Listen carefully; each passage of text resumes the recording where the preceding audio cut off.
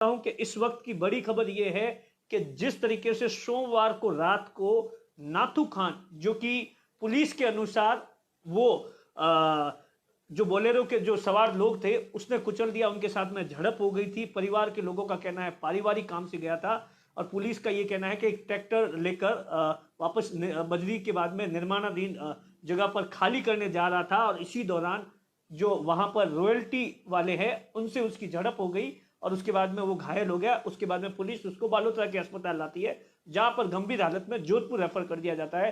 इलाज के दौरान मौत हो जाती है। सुबह से ही जब इस पूरे मामले को लेकर तमाम तरीके से लोगों को पता चला तो जबरदस्त तरीके से लोग बालोतरा के डाक बंगलों के आगे इकट्ठा हो गए। 12 बजे, 1 बजे, एक के बाद एक सरकार। आप देखिए, राजस्थान में कांग्रेस की सरकार है। कांग्रेस के जो नेता थे, चाहे जिला प्रमुख क्या, जिला परिषद के सदस्य क्या, यहां तक कि कांग्रेस के वहां के लोकल एमएलए मदन प्रजापत आकर धरना दे देते हैं। सबसे पहले मैं अपने तस्वीरों में बताऊंगा कि किस तरीके से ये मदन प्रजापत है जो कि वहां पर जो धरना चल रहा है उसको संबोधित कर रहे हैं। आप सोचिए, यह वो सरकार है। जब सरकार धरने पर बैठ जाए तो सोचिए कि राजस्थान में किस तरीके के हालात है कि जो लोग न्याय के लिए सरकार के पास जाते हैं, जब सरकार ही धरने पर बैठ जाएगी तो क्या कुछ होगा। ये मदन प्रजापति है, 15 से 16 मिनट का भाषण दिया है। इस भाषण के दौरान उन्होंने बताया कि किस तरीके से ये जो भाषण दिया है। और बाकी जो नेता है उनके बारे में मैं जिक्र करना चाहूंगा। ऐसा बताया जाता है कि बहुत से प्रधान है और जो मोदी सरकार के केंद्रीय कृषि राज्य मंत्री कैलाश चौधरी है वो भी धरना स्थल पर पहुंचे हैं। बाकी जो कांग्रेस के बहुत सारे नेता आपको नजर आएंगे, प्रधान से लेकर, और जो ये बाकी जो कांग्रेस के नेता है, जिला परिषद के सदस्य है, सरपंच है, पूर्व प्रधान है, ये जो तमाम जो नेता है वो आप देखिए कि किस तरीके से वहां पर है और जिस तरीके से हालात बन रहे हैं।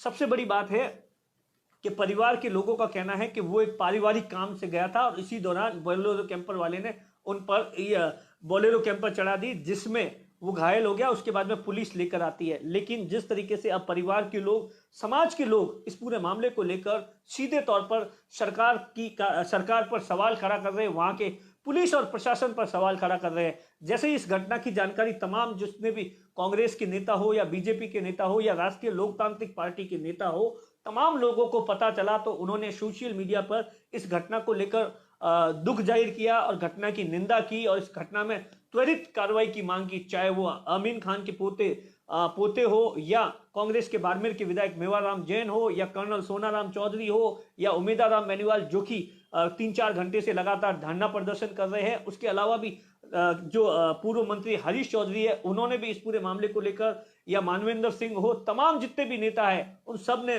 नाराजगी जाहिर की है।